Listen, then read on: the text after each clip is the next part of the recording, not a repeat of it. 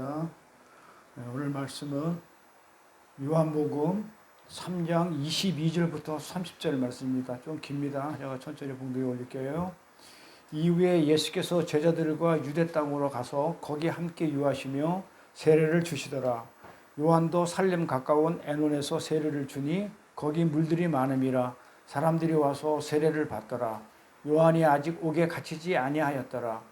이에 요한의 제자 중에서 한 유대인으로 더불어 결례에 대하여 변론이 되었더니 저희가 요한에게 와서 가로되 라비여 선생님과 함께 요단강 저편에 있던 자 곧 선생님이 증거하시던 자가 세례를 주매 사람들이 다 그에게로 가더이다. 요한이 대답하여 가로되 만일 하늘에서 주신 바 아니면 사람이 아무것도 받을 수 없느니라. 나의 말한 바 나는 그리스도가 아니요 그의 앞에 보내심을 받은 자라고 한 것을 증거할 자는 너희니라. 신부를 취하는 자는 신랑이 나서서 신랑의 음성을 듣는 친구가 크게 기뻐하나니 나는 이러한 기쁨이 충만하였노라. 그는 흥하여야겠고 나는 쇠하여야 하리라 아니라. 아멘. 오늘 말씀 제목은요, 예수를 영접하는 자들의 삶. 우리가 지난 시간에 뭐를 했냐면 예수 이름을 믿는다는 것이 무엇이고 예수의 이름을 믿는다는 게 뭐였다고 그랬어요? 예수를 영접한다 이런 얘기를 했었죠. 그렇죠? 그래서 그게 무엇인지에 대해서 말씀을 나눴어요. 그래서 지난 시간에 한 줄을 건너뛰기 때문에 지난 시간에 했던 걸 잠깐 머릿속에 정리를 하고 갈게요. 자, 예수 이름을 믿는다는 것은 예수를 영접한다는 말이고 예수를 영접하는 자는 그러면 어떤 삶을 살아야 되느냐? 세상 삶의 원리, 그 힘의 원리가 아닌 도리어 그것을 깨는 삶이죠.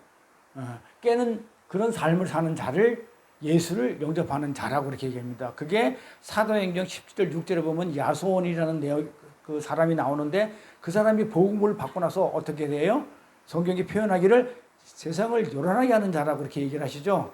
그래서 우리는 세상을 요란하게 하는 자예요. 그게 무슨 얘기냐면 세상 삶의 원리인 그 힘의 원리를 전부 다 깨는 그런 삶을 사는 자를 우리는 예수를 이름을 믿는 자라고 얘기도 하고 예수를 영접하는 자라고 그렇게 얘기를 합니다.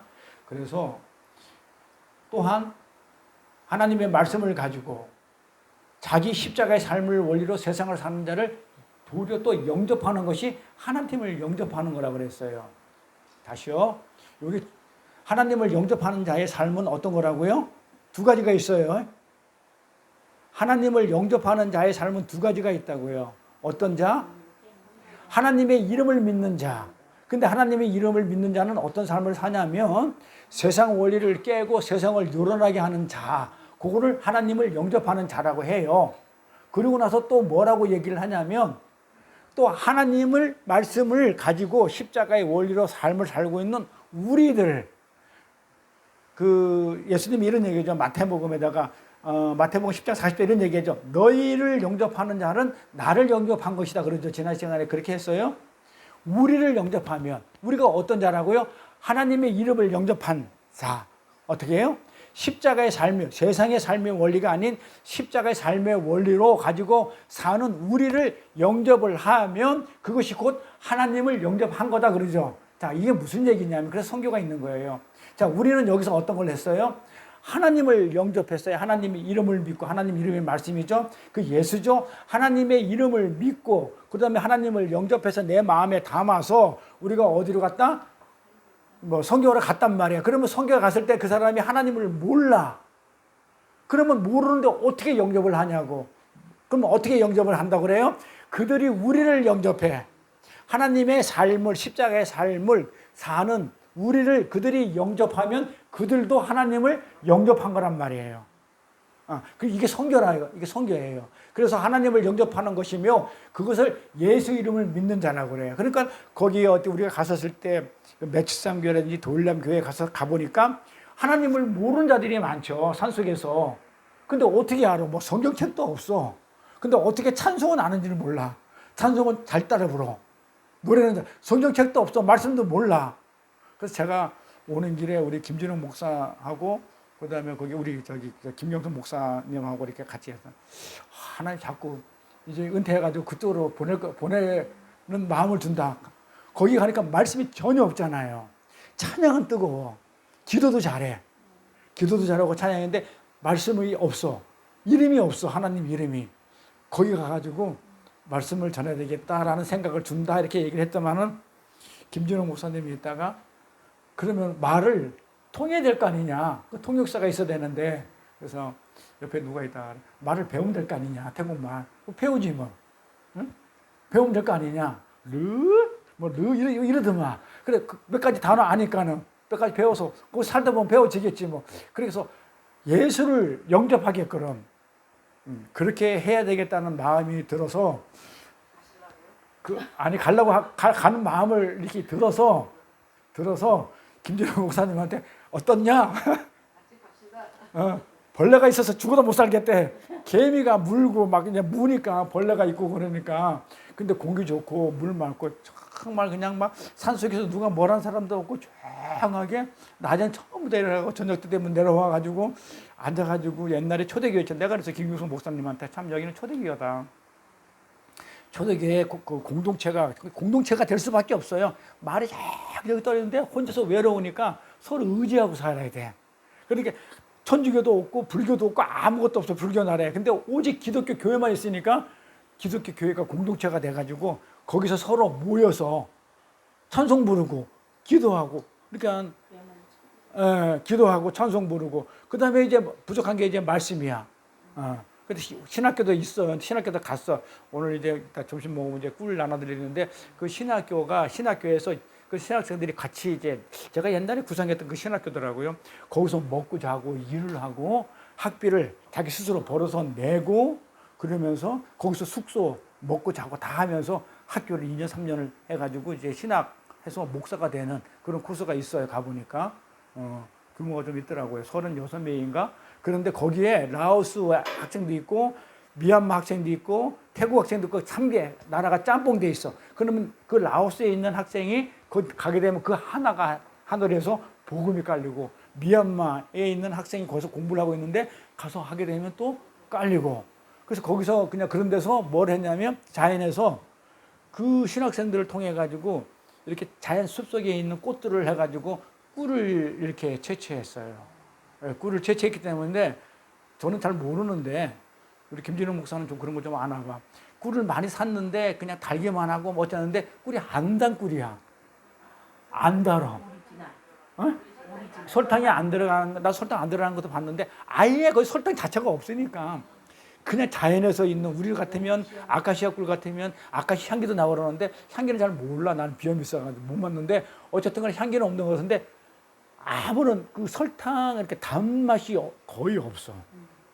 그러니까 건강에 엄청 좋다는 거야. 그래가지고 거기 가가지고 헌금 활동 가지고 꿀을 다 샀어. 꿀을 다 샀어.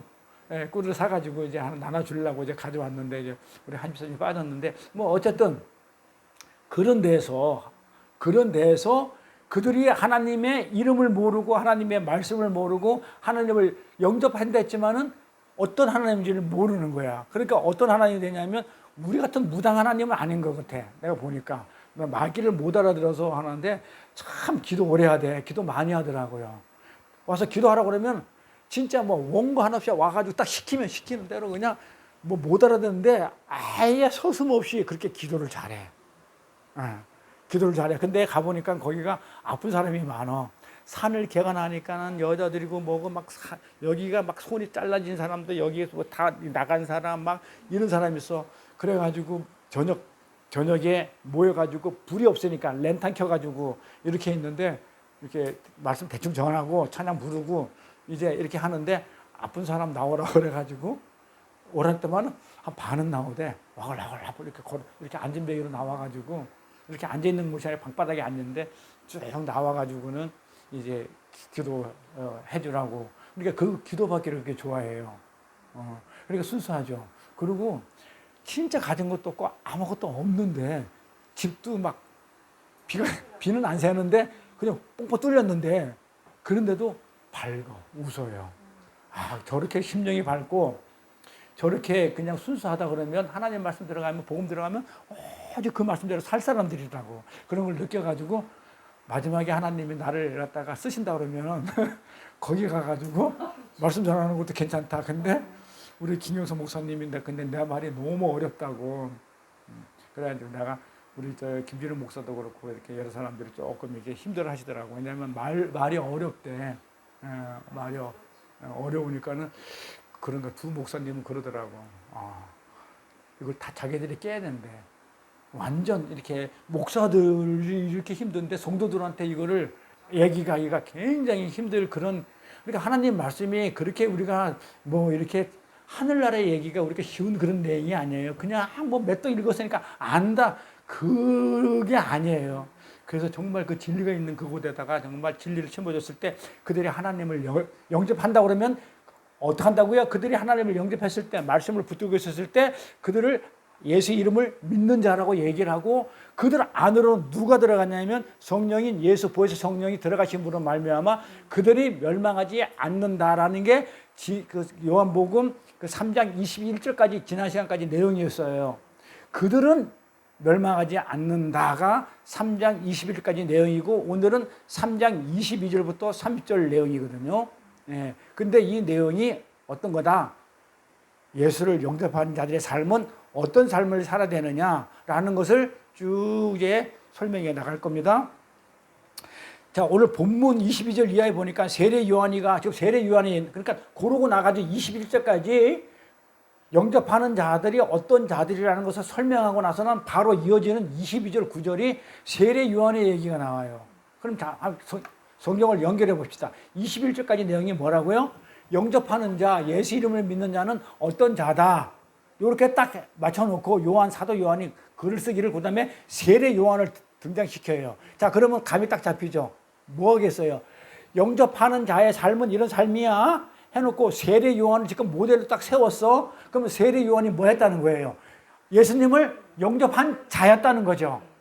성경이 그렇게 연결돼요.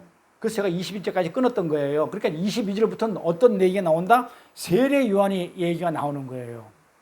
이후에 예수께서 제자들과 유대 땅으로 가서 거기에 함께 유하시며 세례를 주시는데 요한도 이게 세례 요한이죠. 23절에 요한도 살렘 가까운 에논에서 세례를 주니 세례 요한이죠. 세례 요한의 얘기가 나오는 거예요. 이렇게. 자, 그러면 우리 요한복음을 보니까 세례 요한 얘기가 몇 번 나오냐면 3번 나와요. 오늘이 세 번째 등장이야. 1장 15절에 세례 요한이 나오고 그 다음에 또 1장 19절에 이어서 오늘 세 번째 세례 요한의 얘기가 나오고 있어요.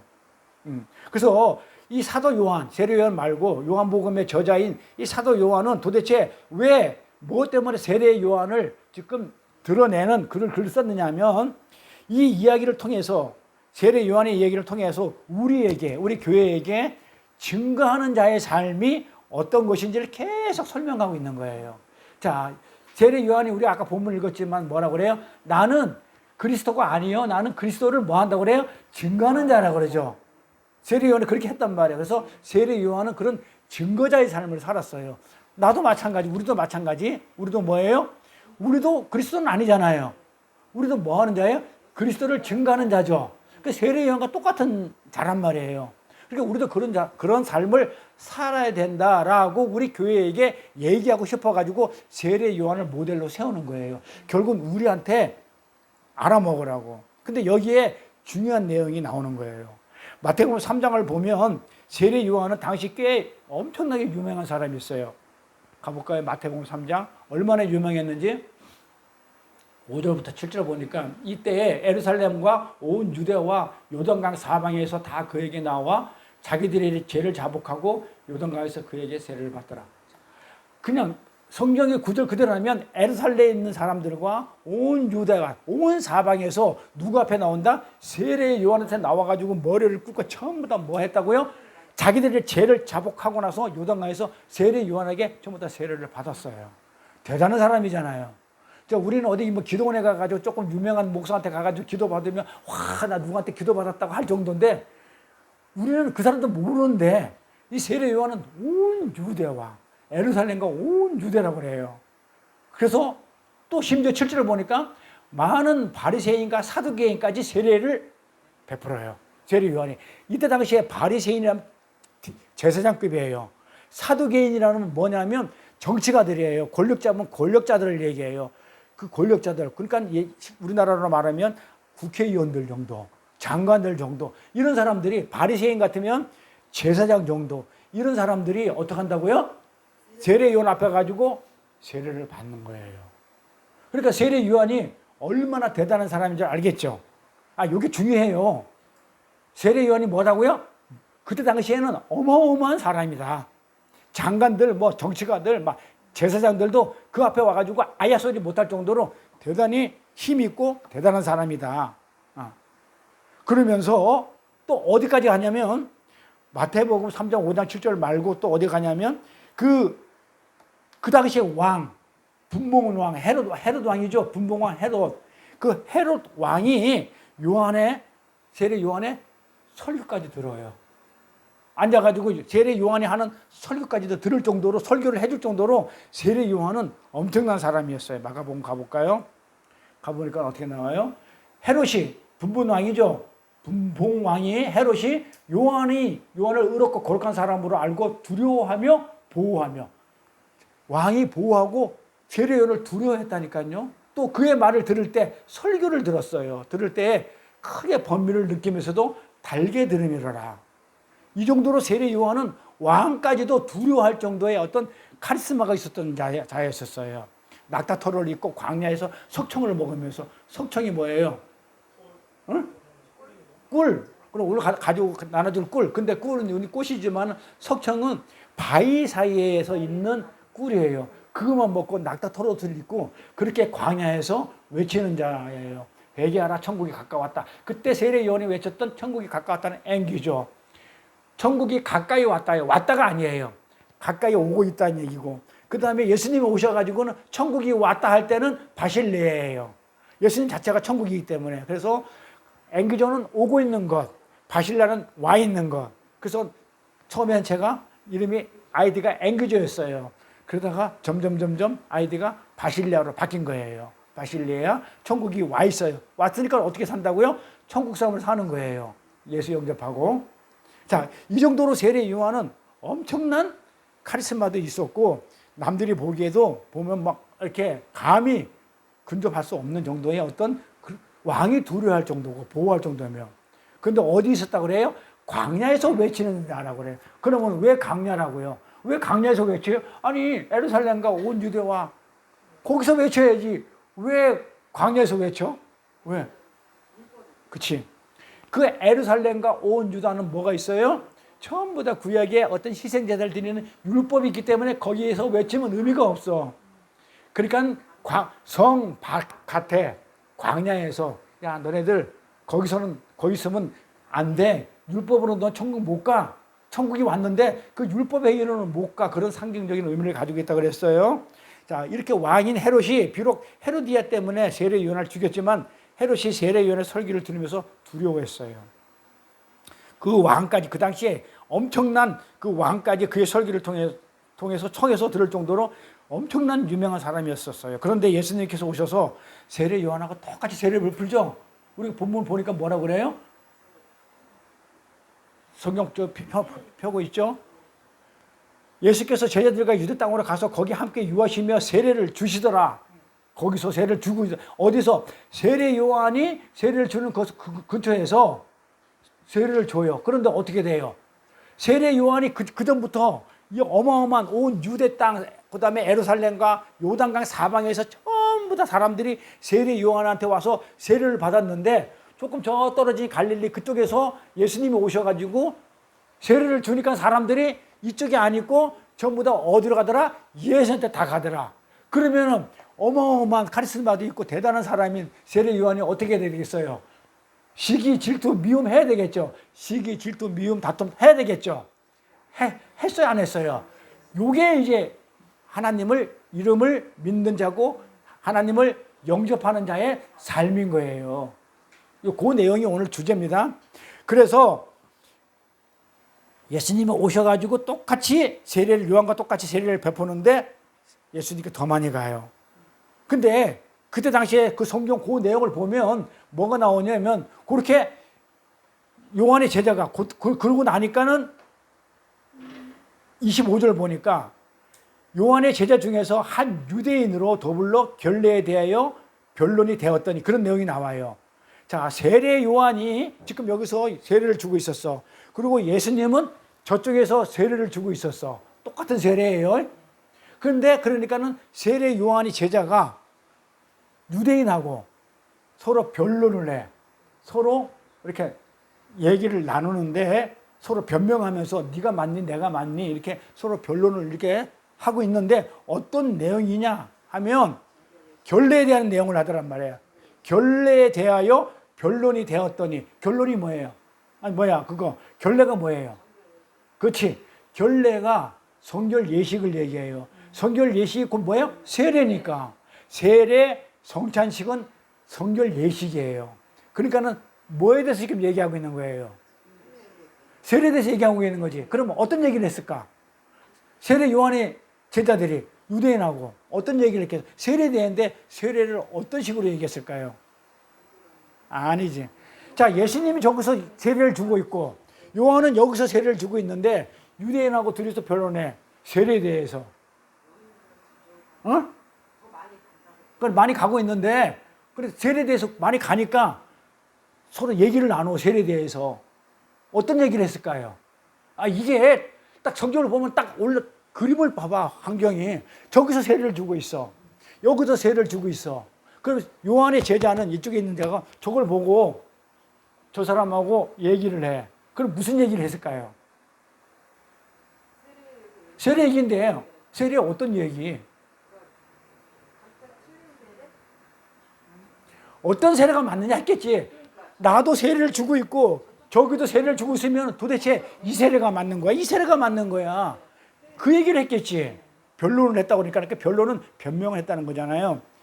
저희가 요한이가 와서 가로되 라삐어 요한한테 요한의 제자가 요한한테 가가지고 라삐어 선생님 세례 요한한테 와서 선생님과 함께 요단강 저편에 있던 자 곧 선생님이 증거하던 자가 자 어린 양을 보라 했던 저 자는 그리스도다 이렇게 증거했던 그 자가 세례를 주면 사람이 다 그에 가더이다. 딱 그렇게 하니까 그러니까 유대인하고 변명을 한 거야. 변론을 한 거야. 저거는 가짜고 우리가 맞아. 아니야 네가 맞아. 저거 맞아. 그런데 왜 저쪽으로 가. 이런 식으로 얘기했겠죠. 딱 그림이 딱 그려지잖아. 그렇게 성경을 읽으면서 그냥 그림을 딱 그려보면 서로 변론을 했다고 그러니까 저게 맞냐 이게 맞냐 싸웠겠지. 근데 뭐라고 그래. 세례는 싸우면 돼요 안 돼요? 안 된단 말이에요. 아니 예수 이름을 영접하고 하나님을 영접한 자가 싸우면 돼요 안 돼요? 근데 교회에서 싸움이 많죠. 목사들부터 시작해서 싸우면 안 되는 거예요. 자 그러니까는 세례 요한이 지금 뭐라고 얘기했냐면 요한이 대답하여 가라되 만일 하늘에서 주신 바 아니면 사람이 아무것도 받을 수 없느니라. 자 이 구절을 한번 보세요. 그러니까 성경이 좀 번역을 좀 어렵게 해놨는데 만일 하늘에서 주신 바 아니면 사람이 아무것도 받을 수 없느니라. 지금 받고 있어. 그럼 뭐라는 거야? 하늘에서 주고 있다는 거잖아요. 그러니까 하늘에서 주는 게 아니면 사람들이 받을 필요가 없는데 받고 있는 걸 보니까는 하늘에서 준 건 맞잖아. 그렇게 얘기를 하는 거예요. 자, 그리고 나의 말한 바는 뭐다? 내가 너희들한테 얘기했지? 먼저 앞편 1장 19절 내가 뭐라고 얘기했어? 나는 그리스도가 아니요. 나는 그의 앞에 보내심을 받은 자라고 내가 그렇게 얘기했지? 내가 그렇게 얘기했으니까 그거를 너희들이 그거를 갖다가 확인시켜주고 증거해야지. 유대인하고 우리 선생이 맞냐 저게 맞냐 싸울 게 아니고 나는 저보다 먼저 앞서서 저를 증거하러 온 자이기 때문에 진짜는 저기다고 네가 얘기를 해야지 무슨 소리 하고 있냐 하면서 제자를 지금 세례 요한이 나무라잖아요. 네가 그걸 증거해야 되는데 도리어 내가 그렇게 얘기했잖아. 나는 먼저 온 자라고 그리스도를 증거하기 위해서 내가 먼저 온 자라고. 근데 너희가 증거를 해야 되는데 지금 무슨 소리 하고 있느냐? 그러면서 뭐라고 29절에 신부를 취하는 자는 갑자기 예를 들어요. 결혼 예식, 정결 예식이죠. 결혼도 혼인도 정결 예식의 어떤 한 부분인 결혼의 얘기를 들어요. 신부를 취하는 자는 누가 취하는 거예요? 신랑. 그러면 우리는 알아야 이 말이 무슨 말인지. 뭐겠어요? 신부를 취하는 자가 신랑이라는 얘기는 우리가 신부죠. 하나님의 백성을 취하는 자는 그리스도 예수가 돼야 되지 신랑이. 우리는 이렇게 읽어지잖아요. 그런데 여기서 문자 그대로 보는 거야. 자, 신부를 취하는 자는 신랑이나 서서 신랑의 음성을 듣는 친구가 그게 기뻐한대. 근데 왜 친구가 왜 나와? 세례 요한이 그리스도의 친구란 얘기겠죠. 나는 기뻐한다. 나는 신랑이 아니야. 혼인잔치에 정결예식, 세례의 성찬에 세례의 주인공, 성찬의 주인공, 결혼 예식의 주인공은 내가 아니야. 누구라고요? 예수야. 그리스도야. 나는 들러리야. 그냥 그의 친구일 뿐이야. 나는 신부를 취할 자격이 없어. 신부는 그가 취해야 돼. 이렇게 해요. 그래서 나는 그 신랑이 신부를 취하는 것을 내가 너무너무 기뻐한다 그래요. 그리한 기쁨이 나한테 충만했다 이렇게 얘기를 해요. 그러면서 마지막으로 한마디 딱 하죠. 멋쟁이 말하죠. 나는 흥하여야 되겠고 나는 쇠해야 되겠고 그는 흥하여야 되겠다 그래요. 이게 무슨 얘기냐면 연결시켜 보면 지난 시간에 했던 21절 얘기하고 하나님의 이름을 믿는 자, 예수를 믿는 자, 예수 이름을 믿는 자, 하나님을 영접하는 자는 어떤 자? 세상의 삶의 원리로 살지 아니하고 십자가의 삶의 원리로 사는 자를 말하는데 이들의 삶은 어떤 삶이어야 되냐면 십자가의 원리의 삶은 어떤 거였냐면 나는 죽고 쇠하에 죽고 예수는 흥해되는 거. 요게 하박국에 나오는 부흥이에요. 똑같아요. 하박국에 나올 때 이 내용과 똑같은 내용이 나와. 뭐라고요? 나는 아무것도 없어서 좋아. 외양간에 송아지가 없고 포도나무에 소출이 없고 감람나무에 소출이 없고 열매가 있지 않아도 나는 뭘로 만족한다고요? 여호와 하나님으로 만족한다 그래. 그게 나는 어떻게 돼? 그때 여호와 하나님의 부흥만 그때 부흥이 난다 처음 나온다 그랬죠. 똑같아요. 흥하는 거. 그러니까는 부흥은 뭐냐면 하나님이 잘 되고 내가 안 되는 거예요. 죽는 거. 그러니까는 교회 부흥하고는 아무 상관이 없네. 교회 부흥이 여기가 사람이 많아지는 걸 부흥이라고 그러면 성경을 뭐 하는 거예요? 모르는 거예요. 글자로 보는 거예요. 부흥한다, 부흥이 한다, 뭐 가지고 동네 지나간 사람들 끌어모아가지고 그 예배당에다 앉히는 게 부흥이 아니고 하나님이 잘 되는 것이 부흥이에요. 그 대신에 나는 어떻게 돼? 반드시 나는 쇠해야 되는 거예요. 뭐가 없어야 되냐면 외양간에 송아지가 없어야 되고 포도나무 소출이 없어도 나는 아무런 것이 없이 오직 하나님만 있으면 된다는 거야. 나는 죽어도 좋다는 거야. 그런데 그를 자가 거꾸로 하나님이 죽고 나를 살리네. 여기서 은혜가 나오는 거예요. 그게 우리가 하나님을 높여야 되는데 하나님이 나를 섬기고 하나님이 죽어버리네. 내가 죽어야 되는데. 그래서 말씀을 알아야 은혜가 나오고 그 말씀을 통해서 우리가 찬송을 했을 때 눈물이 나는 거예요. 네, 이렇게 그렇게 세례 요한의 세례와 예수라는 사람의 세례가 어떤 것이 더 나은가 이런 얘기가 오고 간 거란 말이에요. 그때 세례 요한의 제자들이 열받아가지고 세례 요한한테 와서 따지는 거예요. 선생님, 당신은 지금 옛날에 한참 뜨는 별이었는데 왕까지도 그냥 두려워할 정도로 당신은 대단한 그런 별이었는데 뜨는 별이었는데 가만히 보니까 사람들이 그쪽으로 다 가는 걸 보니까 당신은 지는 별이네요. 뜨는 별은 저쪽이네요 하면서 당신이 얘기하던 그 요단강 건너편에 있는 예수라는 자에게 사람들이 다 가고 있어요. 그러면 선생님, 내가 선생님을 따르는데 선생님하고 나하고는 뭐가 됩니까? 어? 그렇잖아요. 비참한 꼴이잖아요.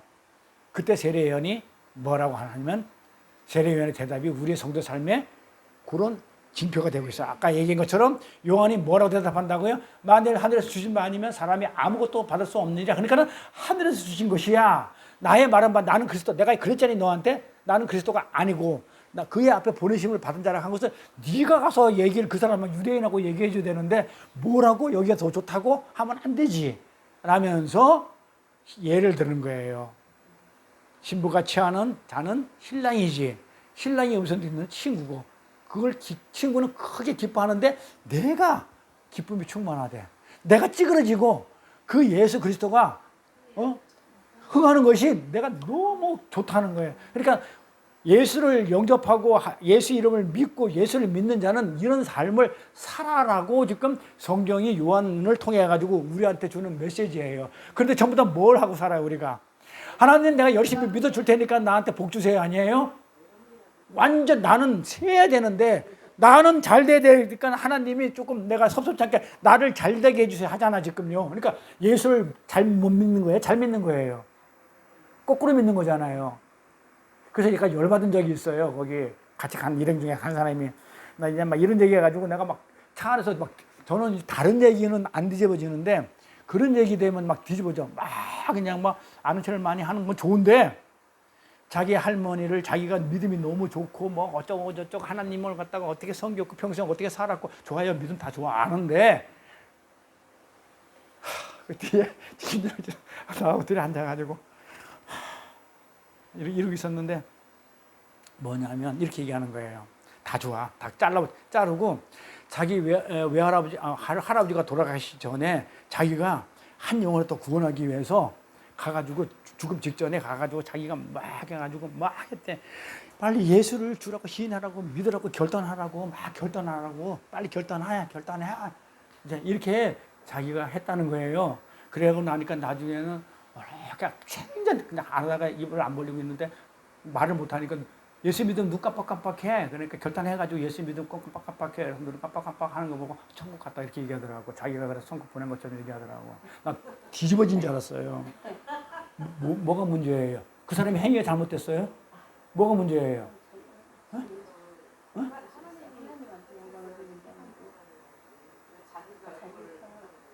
내가 그랬어. 만약에 그렇게 해가지고 그 사람이 천국 간다면 하나님 나라 같다면 예수님이 이 땅에 왜 오신지 난 이유를 모르겠다. 예수님이 이 땅에 오셔가지고 응? 예수가 필요 없다 그러면 아니 내가 믿어서 천국 갈 것 같으면 아니 내가 믿어서 천국 가는데 아니 예수 십자가가 왜 필요했냐. 그냥 웬만하면 내가 여기서 막 참을 했어. 왜냐하면 막 그게 이제 또 시기 다툼 미움되면 안 되니까. 어?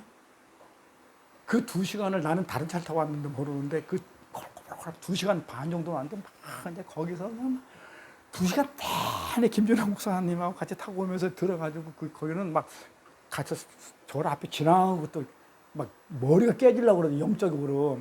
근데 그 사람하고 영이 안 맞으니까 죽으려고 그래. 그래 여자끼리니까 방을 같이 써야 되는데 내가 돈 낼 테니까 나는 같이 안 쓴다고 따로 자고 그냥 너무 그냥 막. 근데 나는 그런 걸 모르는데 믿음을 열심히 믿는데 아니야. 그래서 지금 어떤 예수를 믿고 있냐. 안 하려고 꾹 참고 있다가 안 나올 수가 없어. 우리 성질에 안 나올 수가 없어. 그래가지고 그냥 공항에 2시간 기다리는 사이에 앉아가지고 진짜 눈물 나도록 빼놨어요. 응? 목사들 앞에서 왜 나서느냐? 목사들이 얘기하는데 왜 끼어드느냐? 이래 가면서 그걸 왜 남의 행사에 가가지고 내가 하겠다고 그런 거를 갖다가 하느냐? 왜 남의 잔치에 가가지고 그러냐? 아주 그냥 막 처음에는 어떻게 자기 남편이 목사인데 사모는 목사를 갖다가 뒤에서 뒷받침하고 그림자처럼 물론 사모의 역할은 어렵지만은 성도들하고 부딪히고 목사들하고 부딪히지만은 그게 어려운 사모이기 때문에 아무나 사모하는 것도 아닌데 하나님의 사모의 사명을 줬었으면 감당할 생각 안 하고 어디 목사들 얘기하는데 끼어들고 목사보다 더 많이 아는 것처럼 얘기하고 근데 아니야. 그 목사님도 그냥 그렇게 한번 얘기를 해주니까는 이제 사모님 별도로 깼고 2시간을 깨놓고 그다음에 이제 없을 때 깨놓고는 옆에 이제 오면서 자꾸 이제 뭘 묻는 거야. 이제 이제 묻고 이제 얘기를 하다 보니까는 이제 이 목사들도 이거 깨가지고 다시 들어야 될 그런 내용을 성도들한테 전하기가 너무 힘들다. 이렇게 얘기하면서 계속 이제 물어요. 그러니까는 전부 다 뭐였냐면 내가 뭐 했다는 거예요. 난 아직 질색을 하거든. 그런데 자기가 결단하라고 그래가지고 자기 할아버지가 천국을 갔어요. 막 이런 얘기가 나오고 또 하나 걸린 게 또 있었어. 생각도 안 나는데 생각나면 다음에 얘기해 줄게요. 어쨌든 그래서 예수를 그렇게 오랫동안 믿고 신실해. 너무 신실하고 아시잖아요. 그 사모님. 그분이 말도 많이 하는 것도 알잖아. 끝이 없는 것도. 죽으려고 그러더만 안 쉬더만 그런 것도 알잖아. 그랬는데도 불구하고 그렇게 신실해요. 믿음은 순수해. 그리고 그 얘기를 했어. 자기는 자기 아들 얘기를 해. 아들이 미국 가 있는데 자기는 그렇게 기도를 한대. 내 아들 진짜 하나님 말씀에 속해 살게 해주고, 그 다음에 좋은 목자 만나게 해주고, 좋은 목회자 되게 해주시고, 좋은 거 이렇게 해달라고 그렇게 딱 얘기해서 내가 또 깼어. 하나님은 그 아들의 심부름꾼으로 이 땅에 오셨어요? 해결하러 오셨어요? 하나님이 없어. 하나님을 통해서 자기 아들을 목사 세우는 게 답이야. 그러니까 자기는 그 목회자 길을 가고, 아들이 다른 길로 안 가고, 똑똑한 아들이 목회자 다른 길로 안 가고 목회자 가도록 기도하고, 그 다음에 좋은 목사 만나고 좋은 환경, 좋은 곳에서 그렇게 되기를 기도한다고 자랑스럽게 얘기를 하는데, 나 돌아버리는 줄 알았어요. 그래서 내가 예수님은 어디 갔어요? 그랬어. 예수님은 아들을 위해서 이 땅에 오셨어요? 그리고 해결사예요? 다다다다다다 깨놓으니까는 말을 못하고 학생이 있는데, 나중에는 너무 애처로워가지고, 또 우리 성격이 친하지도 않은데, 근데 또 나중에 이렇게 하면서, 그래서 앞으로는 안 나서는 게 좋을 것 같다. 남편 목사도 얘기하더만요. 선교사도 비유 맞춘다고 이렇게 얘기를 하지만, 거기다가 김진옥 목사도 여간 된 게 아니잖아. 딱 거들어 버리니까는 막, 어쨌든 그래. 그러니까 우리가 하나님을 영접하고 예수 이름을 믿는다고 하면서 성경에다가 말을 그렇게 하면서 어떤 예수를 믿고 있냐면요, 내가 만든 예수를 믿고 있어요. 제가 옛날에 그랬기 때문에 그 예수를 버렸거든요. 그 예수를 버려가지고, 왜 내가 뭘 잘못했길래 내가 이렇게 망해야 됩니까? 나는 그 예수 안 믿겠어요 하고 내가 버렸던 예수를, 그 예수를 열심히 믿고 있는 걸 보면서, 그러면서 자기는 아주 믿음이 좋은 걸 얘기하길래 내가 막 골이 뽀개지는 것 같더라고요. 그래서 막 어쨌든 그랬어요. 근데 선교지에서의 어떤 그 분위기, 환경은 참 열악하지만 차라리 그들이 더 순수하더라. 여기 와서 많이 잘 믿는다 하는 것보다 100배 나아요. 그래서 그냥 여기서 그런 소리 듣느니 거기 가고 싶은 생각이 꿀떡 들더라고요. 순간적으로. 예. 그래서 우리가 요한은 지금 뭐가 지금 이렇게 좀 특별한 사람이 돼가지고 지금 이런 말을 한 게 아니에요. 무슨 얘기인지 알아요? 우리가 볼 때는 성경에 나오는 요한은 뭔가 특별해. 아니라니까는요. 성경에는요, 우리보다 더 특별히 나은 사람이 기록된 것이 한 군데도 없어요.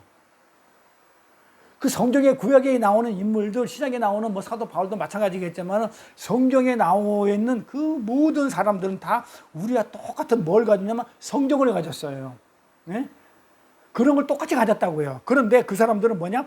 하나님의 은혜로 성령이 임하니까 지금 사도 바울처럼, 세례 요한처럼, 요한 복음의 저자 그 사도 요한처럼 이런 자로 하나님의 그렇게 쓰임을 받고 그런 역사가 일어난 것이지, 우리도 그런 성경을 가지고 있기 때문에 하나님의 은혜가 쏟아지고 성령이 임하면 우리도 그런 자가 된다니까요.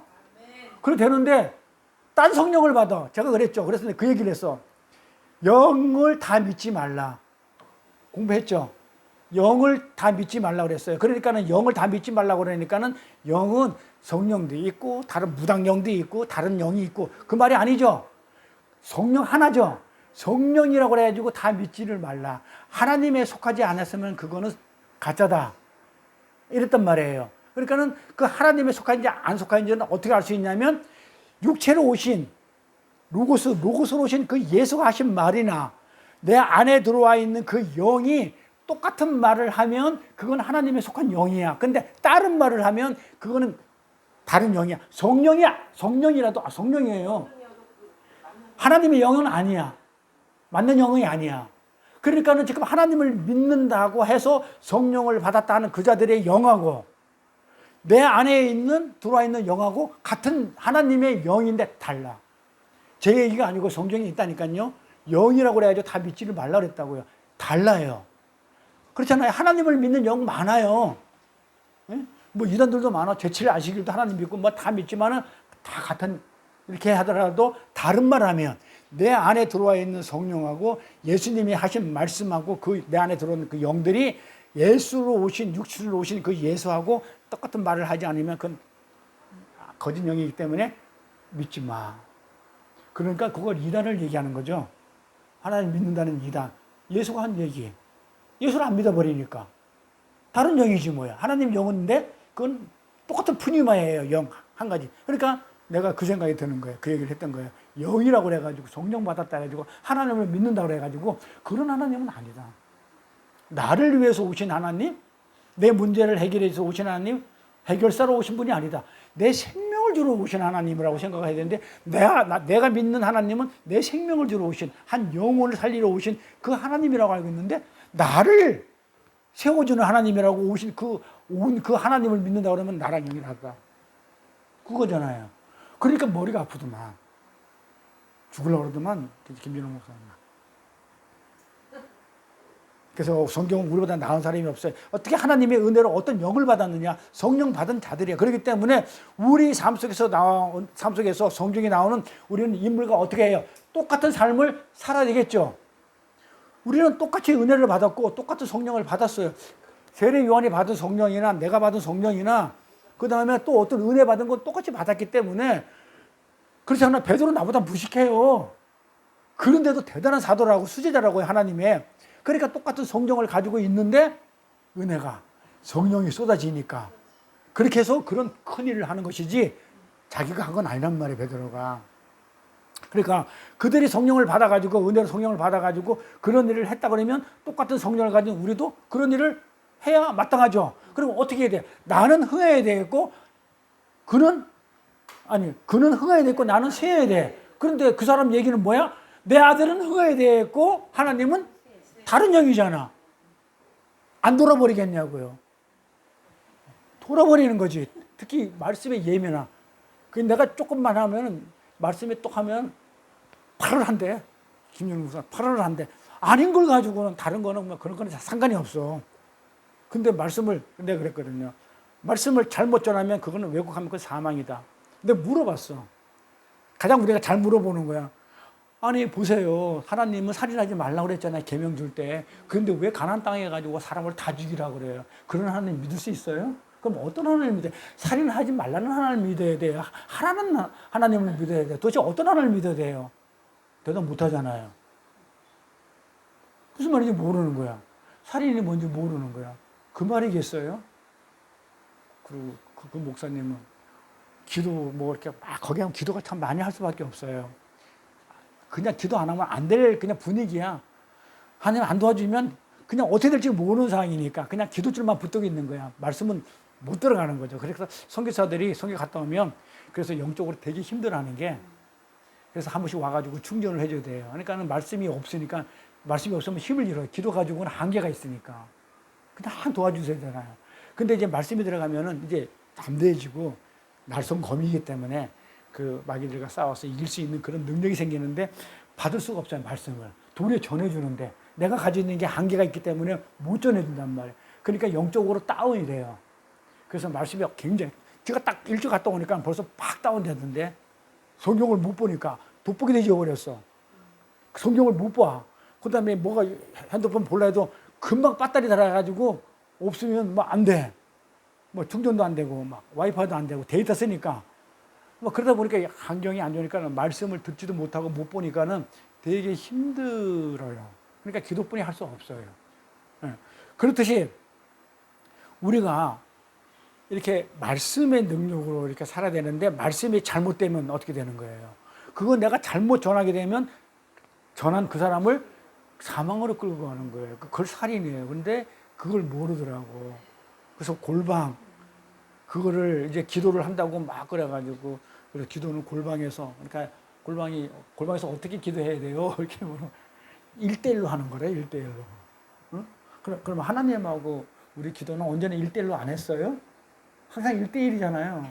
그래서 골방에서 기도하는 것은 조용하게, 은밀하게 1대1로 하는 거래. 다들 그렇게 알아요. 그래서 내가 골방으로 설명을 했어요. 그러니까 어려운 거야. 골방, 그리고 그게 약국이고 제조실이고 성전 마당에서는 우리가 하나님은 길가 모퉁이 성전 마당이나 회당에서 그 율법적으로 성전 마당에서 희생제사 드리는 걸로 그런 걸로 하면 안 된다. 기도는 그 성소 안에 들어가면 떡상이 어떻게 놓여 있고 그다음에 촛대가 뭐가 있는데 그 떡이 누르게 들어갔는지 안 들어갔는지는 성전 마당에서는 안 보인다, 모른다.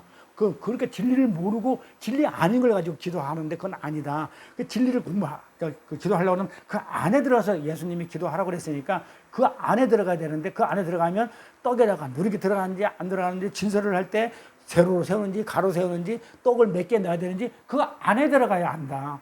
촛대가 7개 있는지 뭐가 있는지는 그 성소 안에 들어가야 골방 안에 들어가서 만드는 곳에서 놓기 때문에 그래서 아는 것이지 밖에서 암만 기도 많이 한다고 그래가지고 그거는 응답될 수 없는 그런 기도다. 네, 이러면서 성령이 우리가 기도할 바를 모를 때 성령이 친히 우리 대신 간구하신다고 그랬는데 그러니까 우리가 기도를 모르면 하나님은 어떻게 일을 안 하십니까? 합니까? 안 한단 말이에요. 우리가 기도 안 하면 하나님 일을 안 하셔요. 그런데 우리가 기도 안 했다고 하나님이 전지전능 하나님이 그러면 하나님 일을 안 하는 건 아니잖아. 그럼 뭐 한다는 거야? 우리를 기도를 하게끔 만들면 되잖아. 그렇게 하나님의 그래서 성령이 친히 간구한다. 우리는 기도할 바를 모른다고 그래요. 우리는 기도할 바를 몰라요. 기도할 바를 모르고 있을 때 성령이 친히 간구하사 기도할 것을 알려줘요. 그럼 그걸 기도를 했을 때 하나님은 그걸 가지고 우리가 기도한 바를 듣고 일을 하셔요. 그러고 나서 하나님은 뭐라고 그러냐면 그거를 네가 기도해서 내가 했다 하려도 전가해 준다. 이렇게 이제 그 목사님도 설명을 했어요. 기도는 그거다. 우리는 성전 마당에서 안 그러면 그 율법적인 그 기도만 하고 있지 않냐. 기도는 어디서 해야 되냐? 진리로 기도해야 된다. 레마다. 그러니까 레마라는 단어를 모르는 거지. 시골 교회에서는 그렇게 하면 안 가르칠 뻔하 자기는 그렇게 저것도 안 했지만은 그렇게 하면 시골 교회 사람들 할머니들 못 알아듣고 이거 참 이러면서 이제 계속 물어보는 거야. 오면 쪽도 한번 그렇게 딱 이렇게 해놓으니까 이제 막 성경이 궁금해진 거야. 왜냐하면 기존의 성경 내용은 아니까. 그러면 이런 구절은 이건 어떻게 된 거야? 그럼 이건 무슨 말이야? 막 계속 이렇게 물어보는 거야. 그래서 내가 거기 가버려야 되겠다. 거기 가서 그렇게 말씀을 전하는 게 날 전하는 게 아니고 제대로 된 말씀을 전해줘야 되거든요. 그러니까는 그 사모를 그 몇십 년 동안 그냥 오직 그렇게 믿음으로 했는데 제대로 안 전해주니까 어떤 믿음을 가지고 있냐면 내 아들을 세워지는 예수로 만들어 놓고 자기가 결단하면은 천국 가는 그런 딴 예수를 믿게끔 만들어 놓은 건 나는 목사 책임이라 생각해. 거기다 대놓고 얘기는 안 했지만 잘못 전한 거잖아. 그래서 뒤에는 이제 목사님하고 이제 그렇게 얘기를 많이 했는데 뭐 어쨌든 간에 조금 이따 제가 설교를 하겠지만 그런 목사도 있어야 돼요. 왜? 그런 목사를 통해서 또 하나님을 또 만나게 하는 그런 일이 있고 그래서 나는 제 개인적인 생각은 어떤 생각이 들었느냐면 이런 생각이 들었어요. 그쪽의 목사님은 그냥 하나님의 물질로 그렇게 이제 건축해서 할 수 있는 그런 사역자의 삶을 사는구나. 말씀 쪽은 아니다. 말씀 쪽은 아니고 그 물질 사역을 할 수 있도록 그쪽에서는 그렇게 하나님이 사용하시는구나. 그것도 하나님의 사역의 일부분이니까. 사람마다 너는 맞고 나는 틀렸고 성경에 가지고는 따질 수 있지만 사역 가지고는 따질 수는 없는 거예요. 이런 사역도 있고 저런 사역도 있지. 내가 오면서 그런 얘기했어요. 그 목사님한테 나중에 고개 끄덕끄덕해요. 그러니까는 유치원 애들도 필요해. 유치원 학생들은 유치원을 가야 되는데 대학교를 못 가지 않냐. 그러니까 유치원 애들도 하나님의 백성이니까 유치원 가르치는 그런 교회가 있어야 되고 주일학교 가르치는 주일학교 정도의 교회도 있어야 되고 다 하나님이 다 쓰시는 사역이다. 그러니까는 꼭 내가 하는 말씀 쪽으로 안 해도 아무 상관이 없다. 하나님은 나름대로 쓰신다. 그렇지만은 제대로 알고 믿는 건 중요하다. 그러니까 제대로 다른 사람은 모르겠지만 특히 이제 우리 목회자들은 제대로 알고 제대로 전하지 않으면 사망으로 끌고 가기 때문에 2배나 지옥 갈 수 있기 때문에 두려운 마음으로 그래서 모르면 안 전하는 거다. 내 생각을 전하면 안 된다. 그거 하나만 하면은 내가 모르는데 어떻게 전하냐고요. 근데 그러더라고. 사장님은 또 공부하고는 아예 그냥 뭐 단순 무식해가지고 똑같아. 무식해가지고는 막 복잡하게 생각을 싫어한대요. 나처럼 막 이렇게 보면 어지러워진대. 그래서 그냥 그렇게 옆에 있다가 또 우리 김준호 목사님은 자기도 그렇대. 네, 아니요, 그거면 되지. 맞아? 안 맞아? 그러면 되지. 막 이런 게 힘들다는 거예요. 예. 그러니까는, 아니, 그렇게 단순한 사람들끼리 모여서 할 수 있는 곳이 뭐 그렇게 해야 되지. 나처럼 하면 다 도망가고. 또, 여기는 또 여기 나름대로 또 이렇게 하나님이 이렇게 준비된 사람이 있으면 이렇게 불러주면 이렇게 하는 것이고, 가보니까는 준비 안 된 교회는 하나님이 다 쳐요. 말씀 준비 안 돼 있고, 찬양 준비 안 돼 있고, 자세 안 돼 있는 하나님이 빈 교회를 다 치고 똑같은 교회를 만들어 놨는데 가봤는가 모르겠다. 그 교회가 두 교회가 똑같이 있었어. 이쪽에 하나 똑같이 있었어. 각 교단에서 똑같이 경쟁하듯이 세웠어. 근데 하나는 교단에서 계속 밀어주고 관리해주고, 하나는 그냥 네가 알아서 해.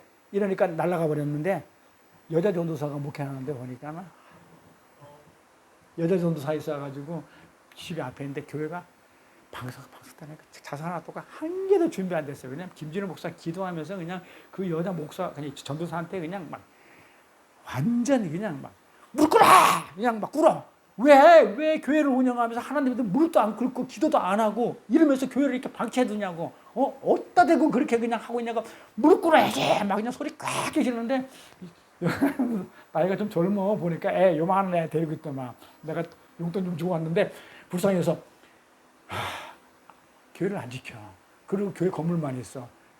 가보니 그런 교회도 보고 또 잘 나가는 교회도 보는 거예요. 가보면 유치원부터 주일학교부터 해가지고 참 이렇게 다 하면서 똑같은 같은 지역인데도 그렇게 하나님이 기도 안 하고 내가 그랬어. 준비 안 되고 아무것도 말씀 준비 안 돼. 그 다음에 예배당에 방석 이야기지 않고 그냥 걸성도 없고 그냥 막 근데 먼지는 쌓여있고 청소 한 번 안 하고 있는데 누가 하나님이 거기다가 사람을 보내겠냐고. 혼자서라. 그러니까 김준호 목사가 그래요. 사람 안 오면 혼자서라도, 자기도 그랬으니까 본인도 그랬대요. 혼자라서도 불 켜놓고 거기서 그냥 부르짖고 기도하면은 사람 하나님이 보내주면 그 사람을 통해서 교회가 될 건데, 아예 불도 꺼져 십자가는 어디 바람에 태풍에 날아갔는데 십자가는 없어지고, 강대상 위에 네 나무 십자가가 있대. 나무 십자가가 강대상 위에 저쪽에 있는데 이렇게 강대상 위에 턱 넘어가 있고 먼지를 쌓여 있고 앞에는 방석들이 막 어질러져 있고 쌓여 있고, 그 김육수 목사님이 가서 일일이 방석을 정리하고 우리는 걸상 뒤에 있는 거 앉아가지고 막 기도하는데, 막 기도 끝나고 나니까 김준호 목사가 있다가 그냥 성질이 났는지 어쨌는지 무릎 꿇어! 이러더만 그냥 왜 안 꿇어 무릎? 왜 기도 안 해? 혼자서 해. 사람 없이 혼자서 해. 그럼 막 이러면서 하더만. 그것처럼 이게 전도사들이 교단에서 밀어주니까 거기서 차는 다 있어. 차 2대씩이나 있어. 차 가지고 끌고 다니면서. 맞아? 그러면서 지내고 있더라니까. 그러니까는 그런 교회에서도 또 기도가 또 되죠. 불쌍하니까. 하나님이 이곳을 불쌍히 여기시고 긍휼히 여기셔서 하나님 나라잖아요. 이거 하나님 교회잖아요. 이렇게 방치하면 어떻게 돼요? 다 다른 사람이 보내든지 해가지고 교회를 살려야지 하는 생각도 많이 들었는데, 어쨌든 간에 보는 게 있기 때문에 또 봤다고 또 이렇게 또 입이 또 이렇게 또 나오네. 안 봤으면 안 나올 건데 어쨌든 그러는데 지도 나가야 되겠네요. 자, 이렇게 요한은 지금 자기가 이렇게 예수를 흥하고 나는 세야 되겠다는 그런 내용을 이렇게 말할 때는 지금 자기가 지금 자기 시대가 가고 예수님의 시대가 오는 것을 지금 기뻐하고 있다고 그래요. 근데 우리가 인간적으로 보면 세례 요한은 훨씬 유리한 고지, 사람들한테 인정도 받고 있고 그런 고지를 확보가 있는데, 예수님이 앞서가는 것을 인간이라면 안 기뻐하는 게 맞아. 시기해야 돼. 근데 예수님이 막 그 앞서가는 것을 어떻게 하냐면 기뻐하는 거예요. 어떻게 기뻐할 수 있었나? 어떻게 기뻐할 수 있었냐? 그게 답이에요. 어떻게 그럴 수가 있냐 이거예요. 지금 요한은 지금 뭐 했냐면 그 하나님의 주권을 확실하게 인정하고 있었어요. 하나님의 권리, 권한을 확실하게 인정했다는 거예요. 하나님의 주권에 대한 확고한 신앙이 있었기 때문에 그랬던 거예요. 그러니까 이 모든 일은 하나님의 주권과 섭리에서 일어나는 것이라는 확신이 있었어요, 요한한테는. 그러니까 주권이 누구한테 있다? 하나님한테 있다. 그 사모님처럼 주권이 자기 아들한테 있다. 이래 가보면 머리가 아파져. 나한테 있다. 이거는 성경이 아닌 거예요. 그래서 예수님의 인기가 올라가고 자기 인기가 떨어지고 있음에도 크게 기뻐할 수 있었던 거예요.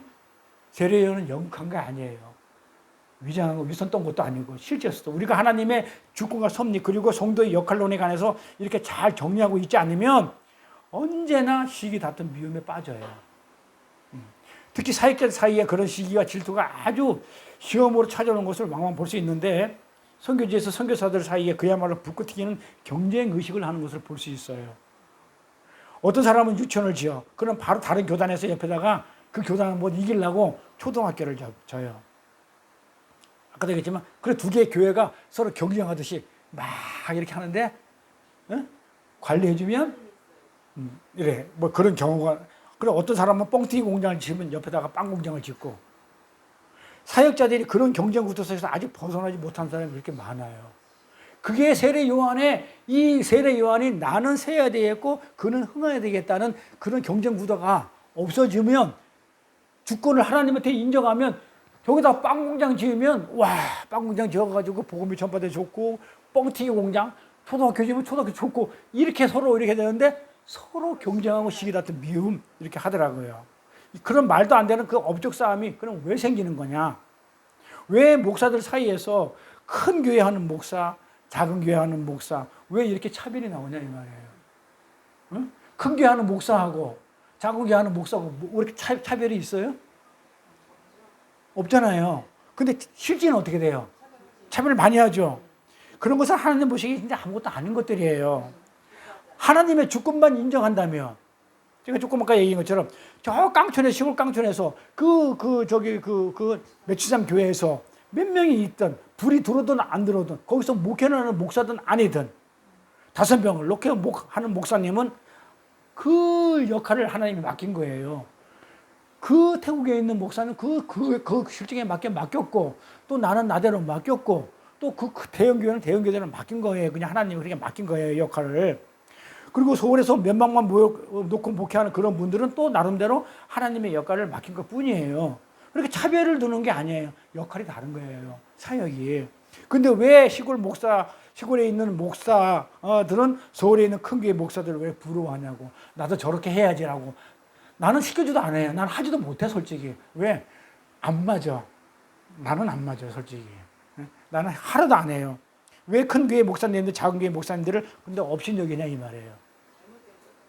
큰 교회에서 여기서 하라고 그러면 이렇게 감투나 쓴 사람들이 몇 명 업무대 가가지고 예를 들어서 행사 하나 축사 하나 맡아주세요. 뭐 하나 맡아주세요는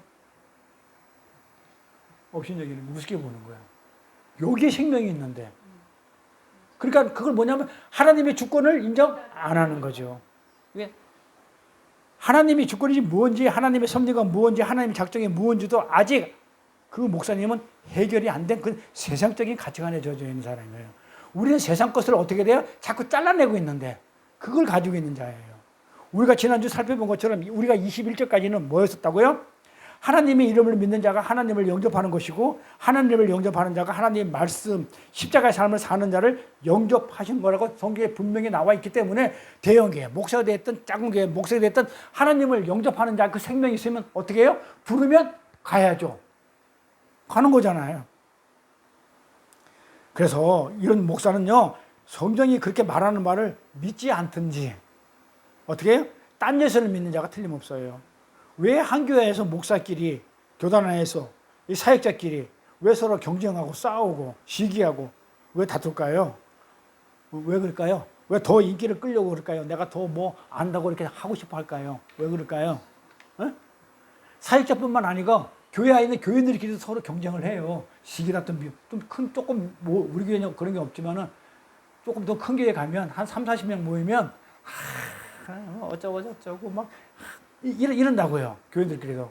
왜 자꾸 자기를 더 두각내고 싶어 하냐면 그것이 힘이라고요. 그게 내가 힘이라고 생각하는 거예요. 말씀이 힘이라고 생각하는 게 아니고 하나님의 주권을 가지고 주권을 인정하는 걸 힘이라고 생각 안 하고 그렇게 하는 내가 힘이라고 생각하는 거예요. 그래서 그 힘 있는 자리에 올라가고 싶어서 자꾸 올라가려면 남을 어떻게 돼요? 깔아뭉개야 돼. 험담하고 미워하고 시기하고 이렇게 해야만이 내가 올라갈 수 있기 때문에 그 세상 가치관이죠. 그래서 예배당에 싸움을 하는 거예요. 그것도 하나님 보기에 아무것도 아니에요. 에? 그런데 교회들이 어떻게 돼요? 거기도 이제 우리 당진 주영교회도 이제 9월 19일 날 장로 임직식 한다는데, 예? 10년 만에 처음 한다는데, 올라가려고. 그러니까 어떻게 돼? 막 더 자기가 두각해야 뭘 받아. 그 우리는 어떻게 생각해요? 사실은 미국에 있는 셀프에게 불응한 건 딱 한 가지예요. 평신도를 섬겨요. 초신자, 새신자를 섬겨요. 가장 높은 자는 사실은 평신도가 가장 높아요. 그래서 저는 그걸 알았기 때문에 그 집사일 때 안수집사 안 하려고, 장로 안 하려고, 목사 안 하려고 나 도망 다니다가 늦게 잡혀온 거예요. 왜? 평신도 있으면 편하거든. 조금 담배 피고 선자 먹는데도 흠이 안 잡혀. 근데 안수집사 장로가 돼가지고 어디 담배 피다 걸렸어. 와, 이거 쪽팔려가지고 교회를 못 나갈 것 같아. 난 담배 술 못 꺼내니까. 에? 그래서 나는 진짜 안수집사 안 하려 했어요. 그랬는데 우리 목사님하고 사모님이 잘라서 주는지 압니까? 내가 요번에도 그런 얘기를 했는데, 내가 목사 된 것은 나는 나 말고도 훌륭한 목사님들이 많이 있는데 나가 된 거는 나는 그게, 우리 그 김일성 목사님 자기가 목사 된 게 자기 기적이라고 그래요. 나같이 못 배우고 아는 것도 없고 온 사람이 목사 된 게 은혜라고 그러는데, 나도 그랬어요. 나 말고 훌륭한 사람이 많은데 날 시킨 거는, 개떡 같은 나를 시킨 거는 딱 한 가지 이유다. 평신도들은 목사 안 시켜도 교회 예배당에 주일날 잘 참석해. 나 안 시켜놓으면, 나는 목사 안 시키면 아예 나는 안 나올 사람이야. 나는 평신보다는 못한 그런 하나님 모시기에. 그러니까 어떻게 했으면 목사를 세웠겠나. 딱 있다. 그거는 또 잘 들어가는 모양이네. 오, 그것도 일리 있네. 그러더만. 저는 그런 사람이라고. 그러니까 더 큰 은혜를 받은 사람이라고. 내가 하나님한테. 그러니까 평신도가 편해, 사실은. 그러니까 새들백 교회는 평신도를 섬겨요. 주차할 때도 주차장 맨 앞자리에 먼저 해놓고 항상 이렇게 인도해요. 항상 대우해줘요. 뭐든지 먼저야. 그러니까는 초신자들이 막 모여드는 거야. 거기는 교회가 없어요.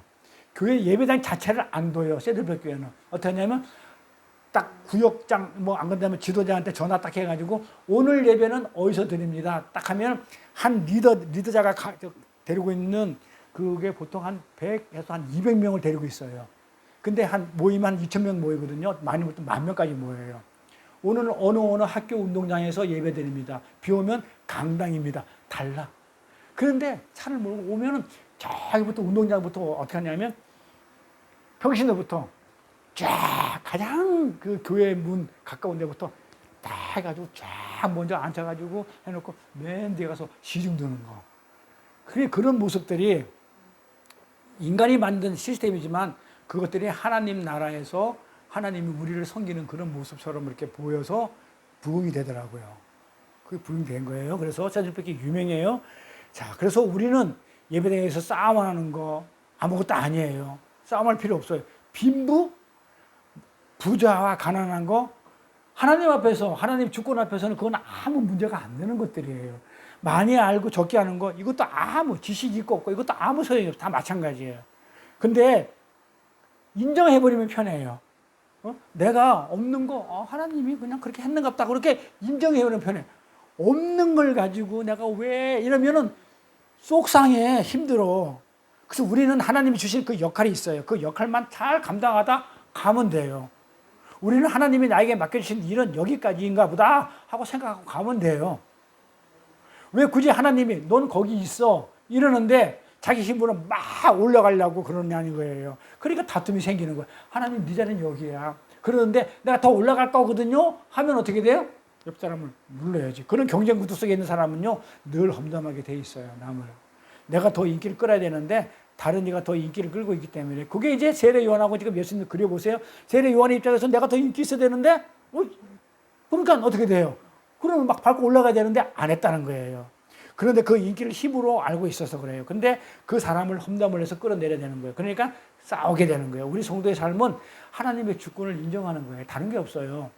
그래서 내가 처한 상황, 조건, 그 속에서 그냥 만족하면 돼요. 그게 하늘나라예요. 하나님이 너는 이거야. 그 교회는 물질을 가지고 해 하면 그걸로 하면 돼요. 굳이 말씀적으로 안 해도 상관이 없어요.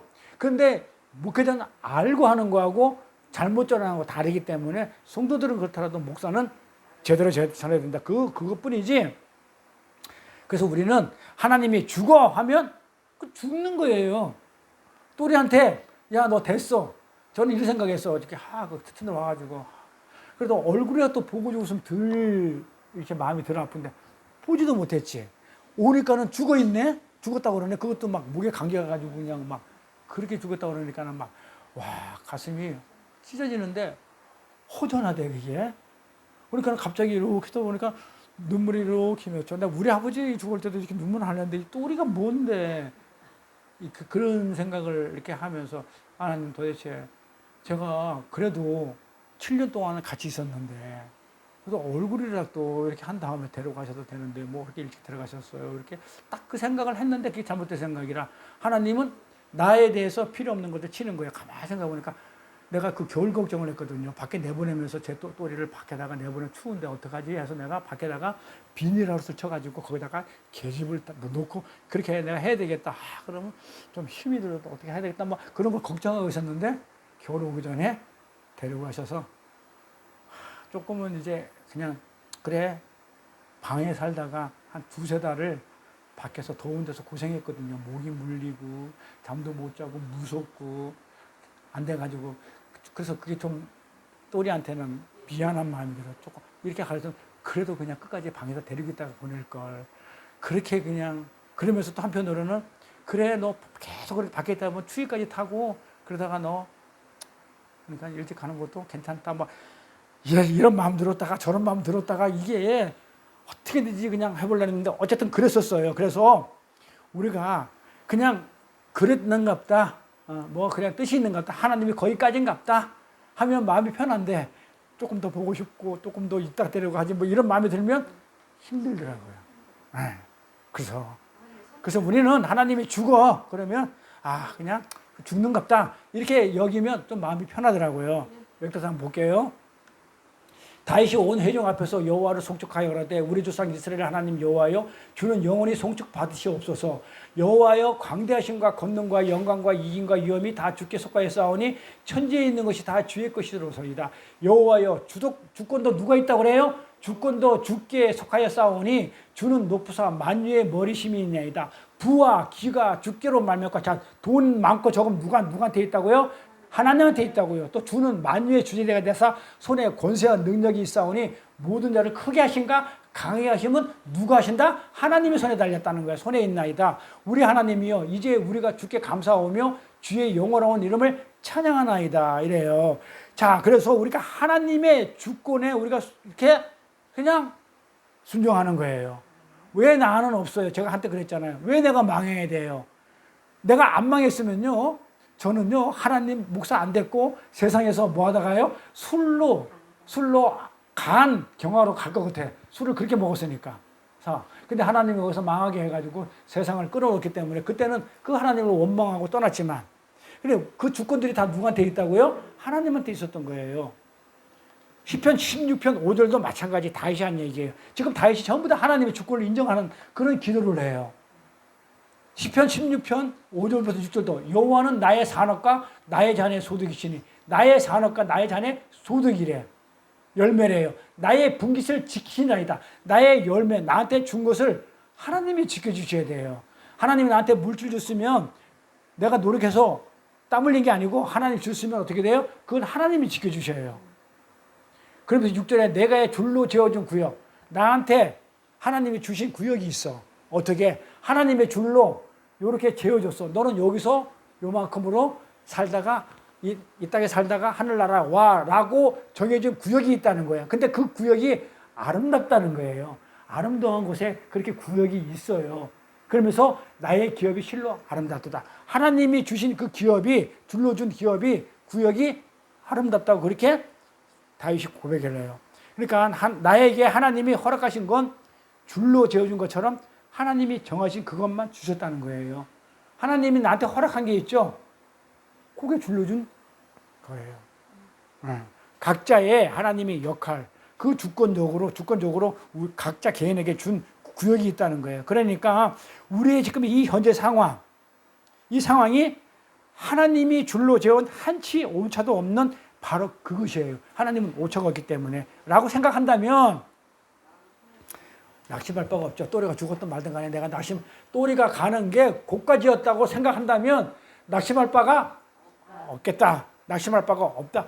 말씀 준비하면서 그 생각이 드는 거예요. 왜 내가 얼굴 좀 보고 가면 좋겠는데 안 그러면 나 온 다음에 가면 좋겠는데 라는 생각을 했지만 고까지 나갔다.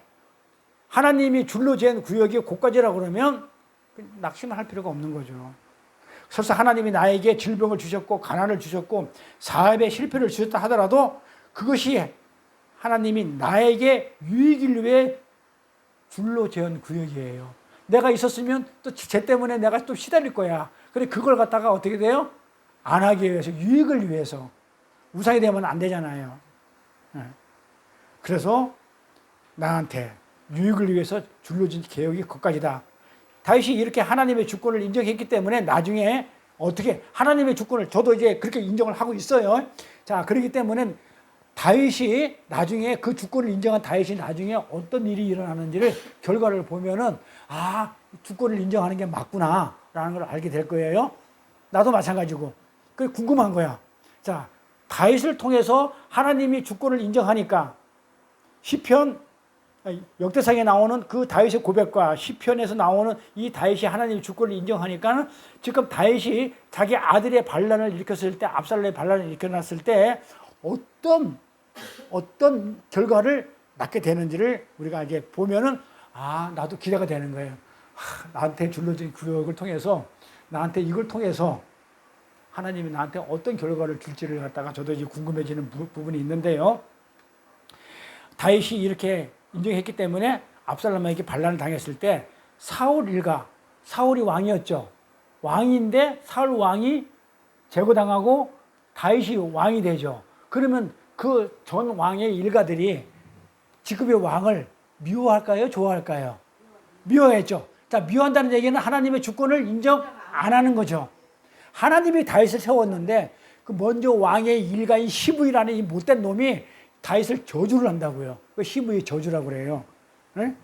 그래서 그 일가 중에 다윗의 친척 중에 한 놈이 시브이가 와가지고 막 욕을 바가지를 할 때 다윗이 어쩌냐 봐요. 내가 또리 죽었을 때 이러다가 아 그래 하나님 뜻이 여기까지야 라고 한 것처럼 다윗도 어떻게 했냐면 시브이가 와가지고 저주하고 막 욕을 바가지를 하는데도 허허 이랬다. 왜?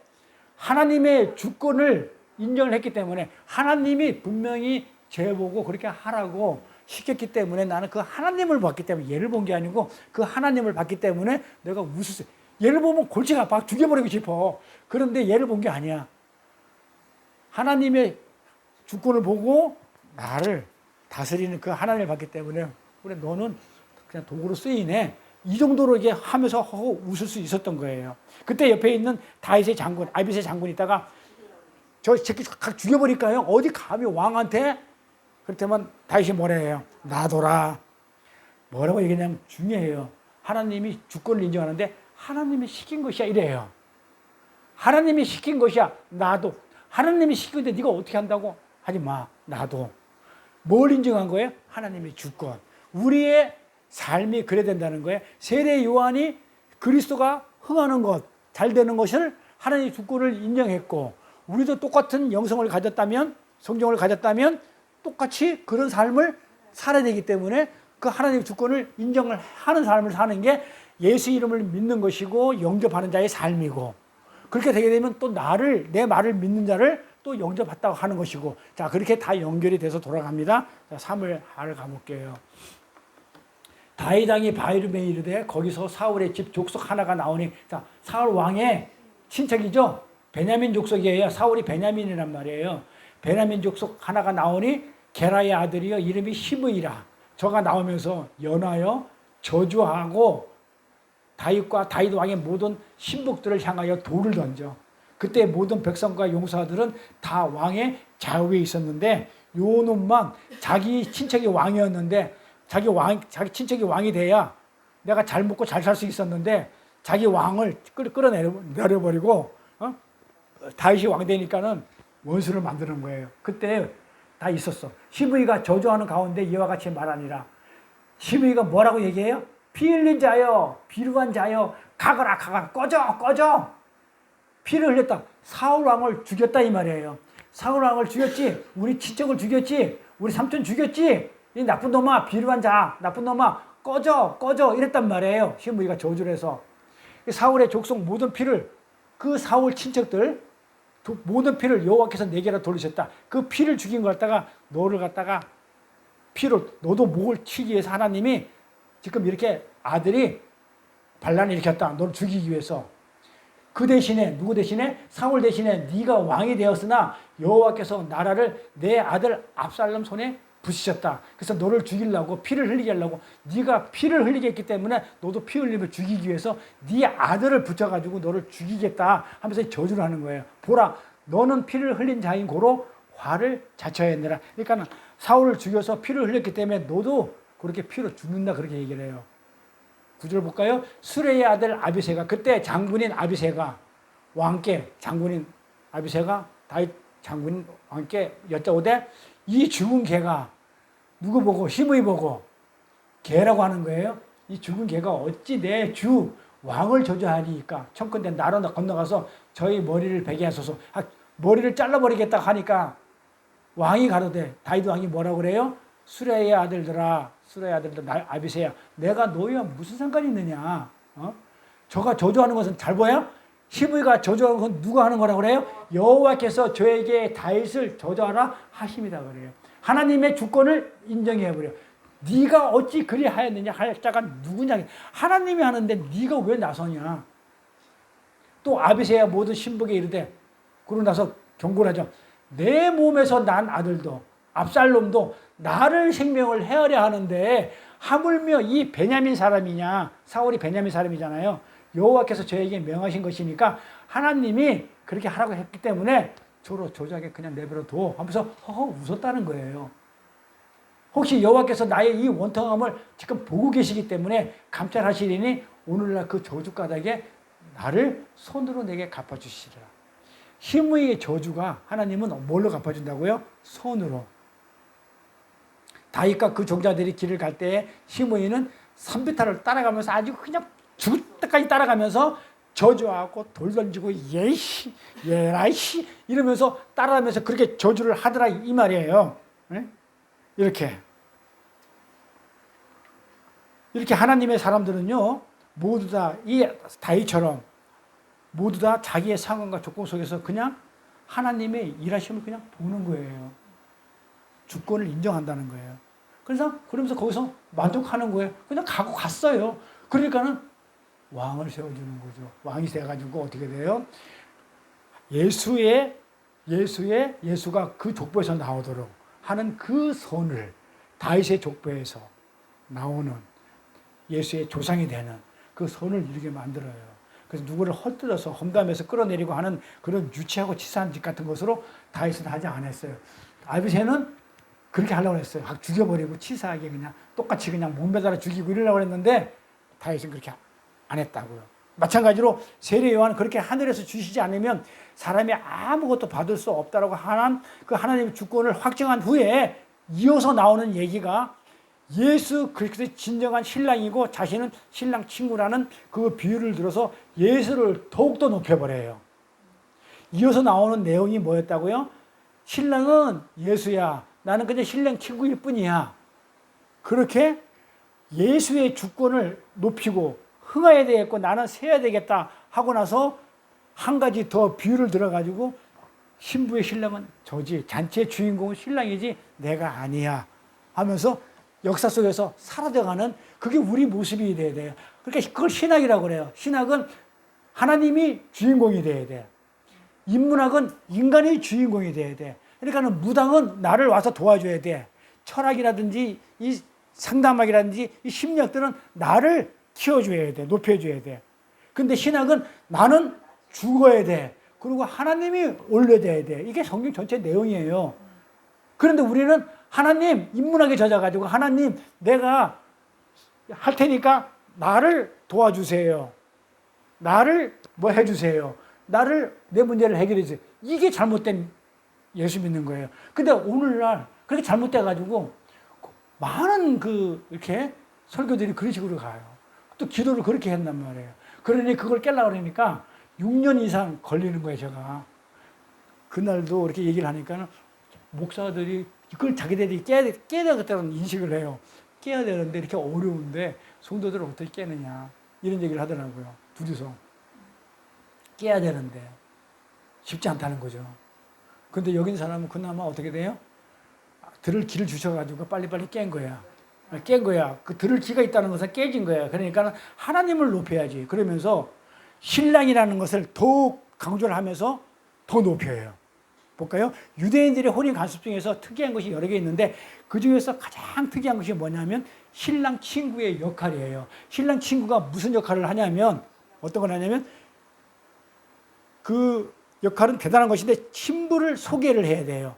무슨 얘기냐면 신랑 친구가 지 아는 여자를 신랑한테 소개시켜주는 거예요. 중매시켜준단 말이에요. 이렇게 소개까지 시켜주는 게 친구가 하는 역할이에요. 자기가 아는 자기 동생이 됐던 누가 됐던 것을 친구에게 신랑한테 소개시켜주는 그 역할부터 시작해가지고 중매하는 것부터 시작해가지고 결혼식을 다 주관해요. 친구가 준비 다 하고 그리고 혼인 예식날 당일 날에는 신부의 집 자는 그 방 앞에서 밤새도록 지켜야 돼요. 밤새도록 혹시 잘못될까봐 잘못되면 안 되니까 나쁜 일이 생기면 안 되니까 신부의 방 앞을 지키다가 신랑이 오면 그 신랑한테 교대해가지고 넘겨주는 역할까지 하는 거예요. 이게 신랑 친구의 역할이에요. 딱 보면 세례 요한이 천국에 가게 왔다 그대로 준비하고 있다가 예수님이 오니까는 딱 넘겨주는 그 역할이 그대로예요. 그러니까 풍습이 관습이 그러는데 그게 성경이에요. 세례 요한이 그렇게 했던 거예요. 그래서 주인공을 넘겨줘. 내가 알던 사람을 내가 더 가까이 있는 사람을 내가 더 친한 사람을 소개시켜주고 다 결혼식까지 희생하고 자기는 빠져버려. 이게 신랑 친구의 역할이었단 말이에요. 예, 요거를 유대인들은 뭐라고 불렀냐면 소시벤 이렇게 불렀어요. 소시벤. 그러니까 그 신랑 친구 역할을 뭐냐면 소시벤 히브리어로 이렇게 불렀어요. 그러니까 지금 그 세례 요한은 어떤 역할을 하고 있는 거예요? 소시벤 역할을 하는 거예요. 네. 소시벤이라고 불렀기 때문에 소시벤 역할을 지금 하는 건데, 그러니까 진짜 주인공은 누구다? 신랑인 예수 그리스도다.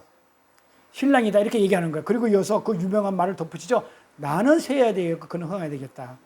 그러니까 자 여기서 마무리할게요. 자 그러면 예수님이 흥하다는 얘기가 어떻게 흥한 거예요? 한번 물어볼게요.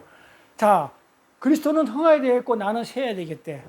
그러면은 흥하다는 게 뭔 얘기일까요? 예수님을 쫓는 자들을 많게 한다는 것일까요? 그럼 뭐예요? 예수님의 인기를 막 더 높게 해준다는 거예요? 그럼 뭐예요? 그럼 예수님이 뭐 하러 왔어요? 교회 세우러? 그러면 흥해야 한다는 말은 예수님한테 사람을 많이 보내는 것도 아니고 그건 인간적인 세계 사람을 나한테 오지 말고 다 절로 가. 그 말도 아니고 또 예수님이 인기를 더 높게 위해서 더 높여주는 그것도 아니고 예수님이 흥한다는 것은 뭐야? 뭔다고요? 예수님이 이 땅에 오신 목적이 있죠. 그 목적이 어떻게 돼요? 이루어지는 것이 흥한 거예요. 그러면 예수님이 이 땅에 오신 목적이 뭐예요? 십자가 지고 죽으러 갔다니까요. 이 땅에 오신 목적이 하나님 아버지가 너는 내 백성을 위해서 이 땅에 내려가가지고 십자가 지가 죽어. 그래서 그러니까 순종에 절대 순종했다는 게 죽으라는 그 순종을 했기 때문에 예수님은 순종의 대명사가 된 거예요. 하나님 말씀만 지키고 갔다 얘기하는 게 너는 누가 가겠니? 제가 가겠나이다. 기 다 막아놨어. 그래서 너 죽일 거야. 그럼 십자가에서 죽어라는 걸 그 십자가에 죽으러 오신 분이셔요. 그러면 예수님이 이 땅에서 흥하는 것은 결국은 뭐예요? 죽는 거예요. 십자가 지고 죽는 거예요. 그러니까 성경을 잘 봐야 돼요. 그러니까 흥해야 되겠다. 그러니까 이런 문자로 보고 나서는 그냥 예수님은 잘 되고 나는 찌그러지고 그런 내용이 아니고 예수님의 목적이 이루어지는 게 흥하는 거기 때문에 목적이 십자가 지고 죽는 거라면 결국은 예수님이 죽는 게 흥하는 거예요. 이게 말이 돼요? 예수님이 우리 생각은 많이 달라져 성경. 그래서 이 성경 그렇게 얘기하는 거예요. 예수님이 십자가 지고 죽기 전에서 우리의 세함이 있어야 된다는 거예요. 자, 잘 보세요. 예수님이 이 땅에서 흥하는 것은 십자가 지고 죽는 것이죠. 그러면 그 예수님이 십자가를 지고 죽기 위해서는 뭐가 먼저 있어야 돼요? 내가 흥해야 되니까 나는 어떻게 돼요? 세야 되니까. 그래, 흥하는 게 뭐예요? 십자가 지고 죽는 것. 이거 하려고 그러면 나는 어떻게 돼? 내가 세해지는 것. 그치? 죽는 것. 그 말이에요. 그러니까 나의 그 어떤 쇠함이 있어야 된다는 뜻이에요. 예수님이 흥해야 된다는 얘기는 나의 어떤 쇠함이 있어야 돼요. 내가 먼저 죽어야 돼요. 응? 예수님은 나의 쇠함을 밟고 디디고 서서 그 목적을 완성할 수 있다는 거예요. 그게 그는 흥하여야겠고 나는 세해야 하리다예요. 실제로 그래서 세례요한이 죽었어요, 안 죽었어요? 죽었다니까요. 아주 또 정확하죠. 그래서 죽었다니까요. 세해야 내 죽음을 밟고 예수가 흥한 거예요. 십자가 진 거예요. 그래서 세례요한이 헤로디아 그 춤 추는 걸로 해가지고 진짜로 죽어요. 목 잘려. 안 살아요. 네. 그래서 세례요한이 실제로 죽었어요. 그 예수 그리스도는 그 성도의 죽음을 밟고 올라가 그의 목적을 완성시킨 거예요. 다른 말로 예수 그리스도의 십자가와 관련이 있는 자들은, 거꾸로 얘기하면 이 말은 십자가와 관련 있는 자들은 예수가 흥해야 되고 나는 세야 된다는 이 관련 있는 자들은 이 땅에서 어떤 모습으로 나타나냐면 세하는 모습으로, 죽는 모습으로 보여요. 그래서 예수 믿는 사람들이 그렇게 핍박이 많고 세상에서 보면 다 힘들고 죽는 모습으로 드러나는 거예요. 이게 정상이에요. 내가 죽는 모습으로 예수님이 돼야 예수님이 십자가에서 죽는 거예요. 나를 살리기 위해서. 우리가 그동안 공부했던 걸 정리하면 이래요. 자, 우리가 죽는다는 건 뭐예요? 뭐가 죽는 거예요? 나의 옛 자아가 죽는 거죠. 우리 목숨이 죽는 게 아니고 내 옛 자가 죽는 것이고, 내 옛 자가 죽으면 그것이 어떻게 된다는 거예요? 그것이 거룩이라고 그래요. 그러니까 그것은 뭐다? 다른 말로 거룩. 옛 자가 죽었다. 내가 죽어버려서 내 안에 있는 건 뭐예요? 거룩뿐이 없죠. 성령뿐이 없으니까. 내가 없으면 그리스도가 있으니까 거룩이잖아요. 그러니까 내가 죽는 그것이 거룩이에요. 그러니까 뭐 거룩을 이루라 뭐 하라 그러면은요, 그냥 뭐 거룩 뭐 이렇게 막 뭐 이게 아니고, 거룩은 뭐라고요? 내가 죽는 것. 내가 죽으면 내 안에 있는 그리스도만 남아 있기 때문에 그 자체가 거룩. 그러니까 여러분들 거룩한 삶을 사세요 이러면은요, 어떻게 알아들어요? 먼저 뭐 이렇게 거룩 막 성경 끼고 이게 아니고 내가 죽는 것, 이 거룩입니다. 다른 말로 뭐예요? 내가 죽어버리면 누가 영광이 나타나요? 하나님의 영광이 나타나죠. 그래서 다른 말로 하나님의 영광을 드러내는 것이고, 그 하나님의 영광을 드러내기 위해서는 내가 죽어버리니까 누구 형상만 남아있어요? 하나님의 형상만 남아있죠, 내 안에. 그렇잖아요. 그 형상으로 하나님의 영광을 드러내는 거예요. 그러니까 나는 예수 믿는 거 딱 쉬운데, 하나님 영광에 박수 쳐가지고 하나님 영광 받는 것도 아니고, 어떻게 영광이 된다고요? 거룩해야. 거룩하려면 어떻게 돼요? 내가 죽어야 돼. 그러면 그게 하나님의 영광이 돼. 영광이 되면 내 안에서 어떤 형태가 나와? 형상이 나와? 하나님의 형상이 나와. 다 연결되잖아요. 그러니까 하나님의 형상이 드러나요. 그러니까 하나님의 형상이 나오니까는 이웃을 어떻게 되게 해요? 사랑할 수 있죠. 사랑하게 되는, 내가 사랑하는 거 아니죠. 내가 죽으니까 나는 죽었어요. 나는 없어졌어요.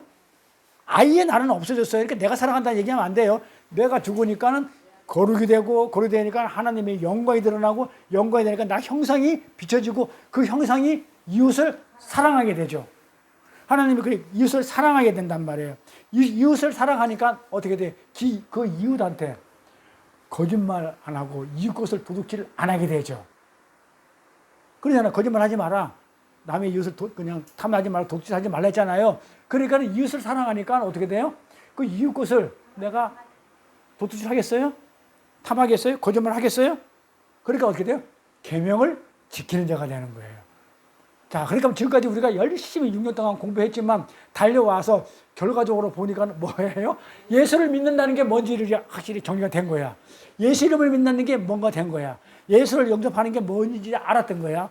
그게 어떻게 하는 거야? 한마디로 하나님의 주권을 인정하고 나는 죽고 세워야 되겠고, 하나님은 흥해서 어떻게 해요? 내가 죽기 위해서는 자기 부인이 돼버리면 나는 없어지고, 내가 안 드러나겠죠? 어디 가서 내가 뭐 했다 이런 말 안 나겠죠?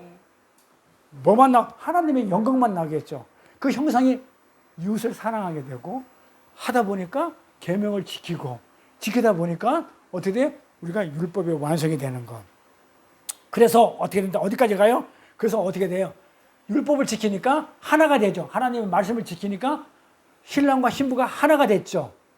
하나가 되니까 그 하나 된 삶을 하나님을 가치 있는 자리에 하나가 돼서 하나님을 가치 있는 자리에 올려드려야 돼요. 그걸 뭐라는 워십. 자, 예배가 뭐라고요? 워십. 워십의 뜻이 뭐예요? 워스라는 단어. 이 단어 뜻이 뭐냐면 가치 있다는 얘기죠. 워스, 십, 정신, 워십. 이게 뭐라고요? 예배. 그래서 우리가 예배를 하는 거예요. 워십을 드리는 거예요. 그러니까 가치 있는 정신, 가치 있는 자리에 이렇게 오게 되는 것을 우리가 예배라고 그래요. 그래서 우리 삶을 하나님을 가치 있는 자리에 올려드리는 워십, 예배 삶이라는 거예요. 자, 그러니까 지금까지 했던 얘기를 쭉 공부를 많이 했는데 생각 다 안 나니까 쭉쭉쭉쭉 이렇게 정리하니까 한 가지만 하면 돼. 영광을 돌립니다. 말로만 하지 말고 내가 부인이 되면 영광이고 거룩한 삶을 사십시오. 그러면 거룩거룩 이렇게 갑자기 나 부인하고 그렇게 하는 게 결국은 하나님의 형상이 나오고 도덕질 안 하게 되고 다 연결된 거예요. 그래서 예수 그리스도의 십자가, 그 십자가와 관계된 하나님의 백성들은 이런 쇠함의 삶을 열심히 자기 부인의 삶이죠. 열심히 최선을 다해서 어떻게 돼요? 살아야 될까요? 안 살아야 될까요? 살아야 되는 게 성경의 답이에요. 그것이 그는 흥하야겠고 나는 망해야 된다, 쇠야 된다는 구절의 진리입니다. 다음 시간에 이거에 대해서 조금 더 자세히 그렇게 하도록 할게요. 기도할게요. 복되고 거룩한 성일을 맞아 찬양과 경배로 예배드릴 수 있는 저희들 되게 허락하심을 감사드립니다.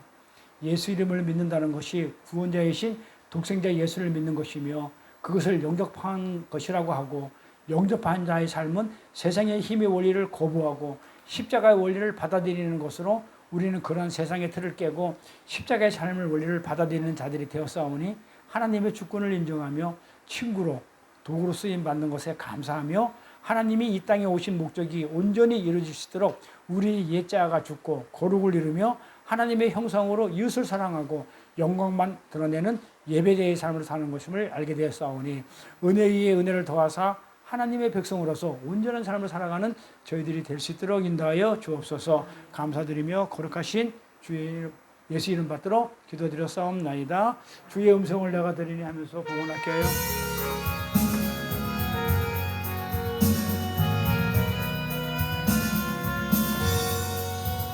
주의 음성을 내가 들으니 사랑한단 말일세. 내 마음으로 주께 가오니 나를